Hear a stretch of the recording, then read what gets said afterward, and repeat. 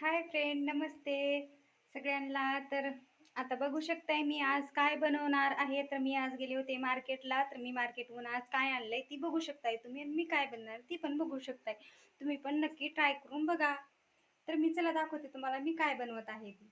तर हे बघा, हे काय ओळखू शकताय का तुम्ही? तर हे आहे आपलं बीट.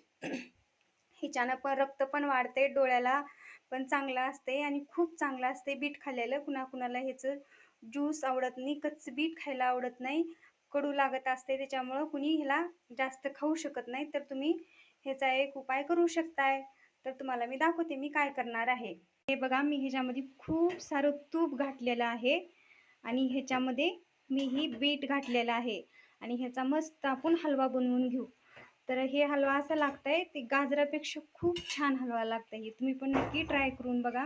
ह्याच्यामध्ये काजू बदाम तुम्हाला काही टाकायचे असले तर टाकू शकताय तुम्ही. माझं अजून हे शिजलेलं नाहीये म्हणून मी टाकणार आताच नाहीये, पुन्हा टाकणार आहे. ह्याला छान शिजू देणार आहे आणि ह्याच्यामध्ये भरपूर मी तूप घालणार आहे. तूप आहे मध्ये अजून माझं काढायचं आहे.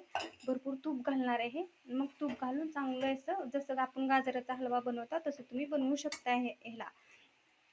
तर बघू शकताय तुम्ही आणि ट्राय पण करून बघा. आणि साखर पण घालायची आपल्याला, असंच नाही खायचं. जसं आपण सेम गाजराचा हलवा बनवतो ना, सेम तसंच बनवून खाऊ शकताय तुम्ही. आणि चांगलं पण असतं ही खाल्ल्यालं. भाजी बनवणार आहे. 2 पत्ताकोबी चिरून घेतलेली आहे. बीटला मी 2-4 पाण्यानं धुतलंय बरं का. ह्याला खूप सारं 2-3 पाण्यानं असं घासू धुतलेलं आहे. पुन्हा नंतर ह्याला तूप टाकून परतून घेतली मी. जसं आपण गाजराचा हलवा घेताय तसं परतून घ्यायचं आहे. संध्याकाळची टिफिनची आपली तयारी चालू आहे. माझी टिफिन आता जास्त नाही, तर आज आटू घेतल्यापासून कमीच टिफिन झाल्या, तर त्याच्यामुळं थोडं स्वयंपाक करावा लागायला मला.